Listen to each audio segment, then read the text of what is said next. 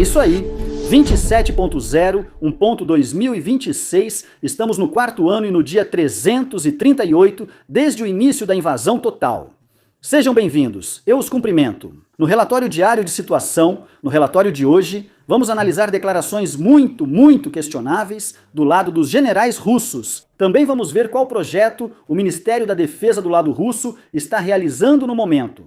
Além disso, veremos ainda ataques aéreos russos contra a Ucrânia e muito mais. Os russos, ou seja, o chefe do Estado-Maior russo, Gerasimov, que já conhecemos de antes, principalmente das disputas entre ele e Prigozhin. E ele declara aqui, em uma conferência pública, que o exército russo teria conquistado um subúrbio de Kupiansk. Vamos dar uma olhada nisso no mapa, então aqui está Kupiansk. Os russos foram repelidos há poucas semanas. Zelensky foi fotografado aqui embaixo, no local marcado com o alfinete azul, para provar que, como presidente, ele pode chegar até uma cidade supostamente completamente ocupada sem que nada lhe aconteça. Como eu disse, os russos foram repelidos até mais ou menos essa altura aqui em cima. Atualmente, há novamente combates acontecendo por aqui. Ainda não está totalmente claro se os russos conseguiram avançar pelo lado leste de Kupiansk ou se ainda são apenas unidades dispersas. Apesar disso, ficou claro que as declarações russas sobre ganhos territoriais nem sempre são precisas. Já sabemos disso desde o início da guerra. Mas este é realmente um exemplo extremo muito bom, porque não se trata de uma fileira de árvores ou de uma pequena vila, mas sim de uma pequena cidade. Esse é basicamente o panorama em Kupiansk. Em Sintikivka, como falei, a situação é mais incerta, com uma grande zona cinzenta. Já faz muito tempo que não recebemos nenhuma geolocalização aqui e nenhum dos dois lados consegue realmente comprovar qual deles tem o controle desta área. Mas a localidade que os russos supostamente conquistaram agora está aqui. Isso ficaria no meu mapa da linha de frente a cerca de 11 quilômetros de distância. Então, mais uma vez, é algo bastante duvidoso. Também, em outros mapas de situação, diferentes fornecedores analisam isso. Em praticamente todos os mapas, exceto neste aqui, de dois blogueiros russos que basicamente desenham tudo literalmente que ouvem, sem comprovar nada, o mapa deveria parecer semelhante. Eu marquei agora a geolocalização dos últimos 2 dias. Aqui vemos, por exemplo, um drone russo atacando forças ucranianas ao norte de Peshane. Aqui embaixo, vemos também um ataque aéreo da Lufthansa com uma bomba de queda livre ou uma bomba planadora. Aqui, um pouco mais ao sul do local, supostamente conquistado, também contra posições ucranianas. Aqui vemos um ataque de drone que aconteceu hoje, neste local. E também há outro ataque de drone aqui, também contra soldados ucranianos, neste ponto. O que podemos ver muito bem com isso é que os ucranianos estão onde estão os alfinetes vermelhos. Porque, caso contrário, os russos não atacariam essa posição.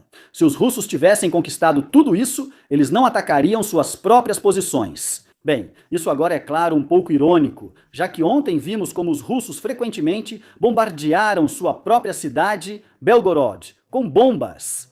Mas aqui é um cenário completamente diferente. Temos drones aqui que não lançam granadas em posições aleatórias, por acaso ou por algum defeito técnico. Isso significa que podemos supor que realmente havia soldados ucranianos ali quando os russos atacaram aquele local. O que também vemos é uma bandeira russa avistada ontem. Aqui está um drone filmando a bandeira russa. Eu destaquei isso de forma bem sutil. Entre os analistas de situação nos países de língua alemã, sei de um que faz ainda mais círculos que eu. Mas essa é uma gravação russa que serve para mostrar que eles estão presentes lá, filmando uma de suas bandeiras. É questionável como ela chegou lá. Talvez tenha sido lançada por um drone, algo que já vimos várias vezes. Também pode ser que um soldado russo sozinho tenha conseguido de alguma forma colocar essa bandeira, conseguindo contornar bem as linhas ucranianas. Ou talvez os russos tenham avançado até lá com um grupo ou pelotão. Mas eu acho isso altamente irrealista, se considerarmos que hoje muitas posições ucranianas foram atacadas. E isso em uma área realmente grande. Então a variante mais provável é: ou isso foi lançado aqui por um drone, provavelmente pelo mesmo que filmou. Assim, eles podem simplesmente reivindicar o ganho territorial para si, ou talvez 1 ou 2 soldados conseguiram avançar até lá.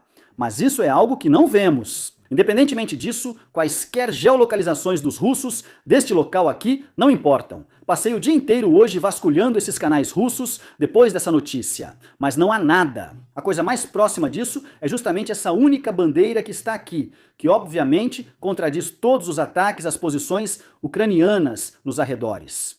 Acredito que em breve veremos que isso é mais uma notícia falsa. Soldados russos se rendem pela primeira vez, de forma documentada, a um UGV, ou seja, a um veículo terrestre não tripulado, que popularmente também chamamos de drone terrestre.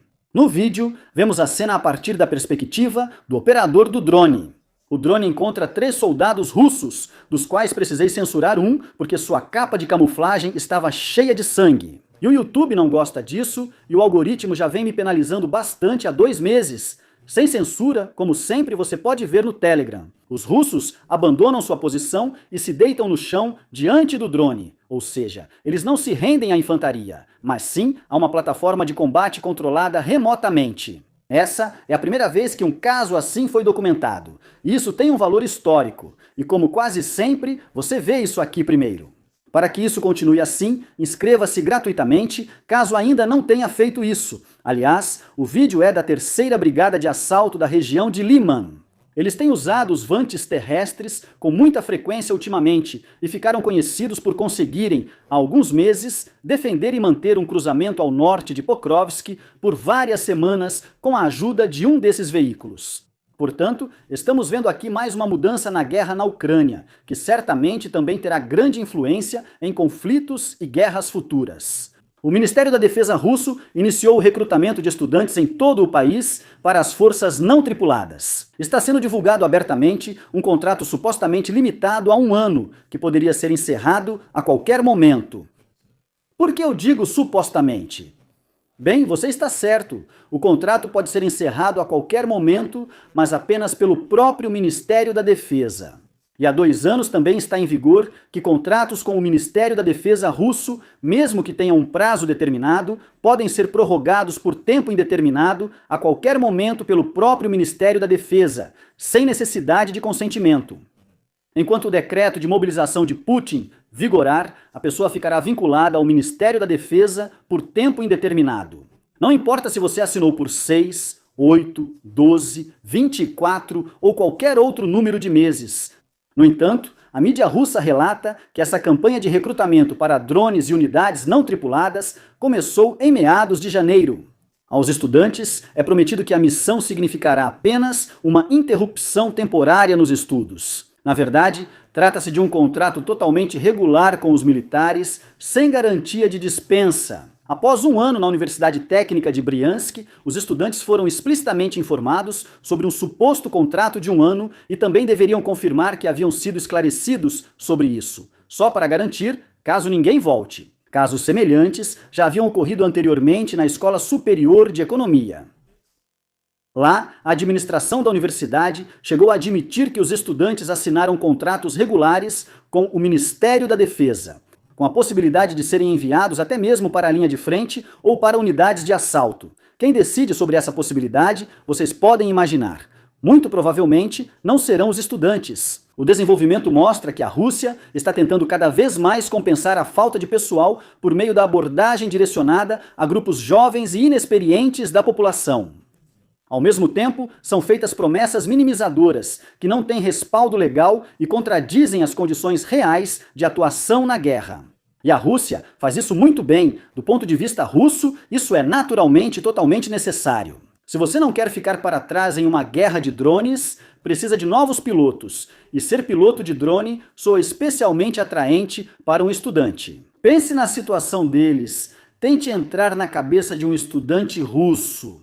A maioria dos russos recrutados que se voluntariaram fez isso por causa dos altos bônus e de um soldo prometido que era maior do que o que se ganharia, por exemplo, como soldador, serralheiro, fazendeiro ou fundidor de metal. Eles aceitam morrer para receber em poucos meses o equivalente ao salário de 1 ano, caso sobrevivam. E se não, a família ainda recebe o dinheiro, uma indenização com a qual já se poderia comprar um ou outro apartamento.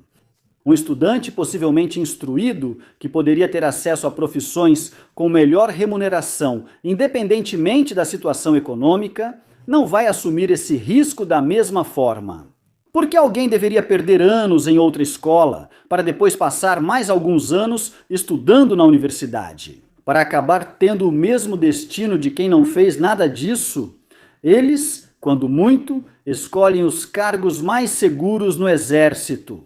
E um piloto de drone, que opera um drone de fibra óptica a 40 ou 60 quilômetros da linha de frente, sentado em uma trincheira protegida, direcionando o aparelho para soldados ucranianos, geralmente vive em menos perigo do que alguém que, mal equipado e mal armado, precisa atacar uma posição ucraniana bem fortificada, atravessando um campo aberto.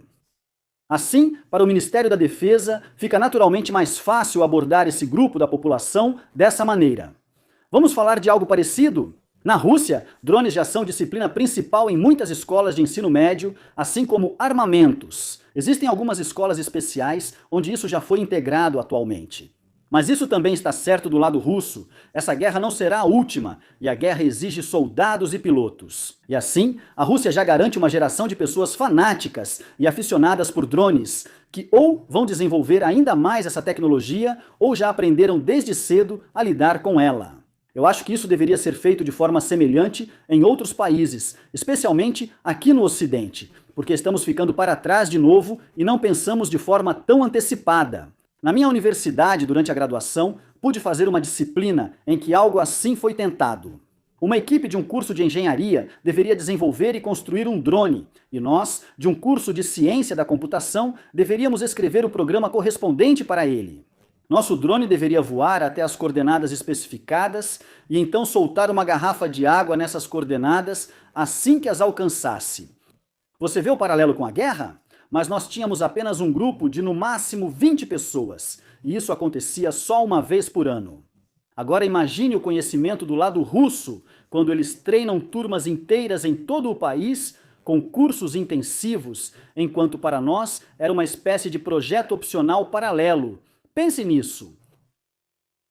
Porque drones certamente também vão nos acompanhar nas próximas guerras. E se algum dia estivermos em uma guerra, mesmo que esse seja obviamente o pior cenário, isso nos pegaria extremamente despreparados, especialmente dentro da própria população. Durante a noite, a Rússia voltou a atacar Odessa. Uma igreja e um jardim de infância no centro foram danificados. 2 pessoas morreram e 3 ficaram feridas, segundo informações iniciais. Em outro bairro, um prédio residencial foi parcialmente destruído. Os socorristas acreditam que os moradores ainda estão sob os escombros. A situação no local é confusa. As operações de busca e resgate continuam. Agradeço aos assinantes, membros, equipe Albu e especialmente ao Tenente-Coronel Renek, Roberto Stiller, Dietrich Brede e Meyerhofer. Inscreva-se, curta, comente e até o próximo boletim.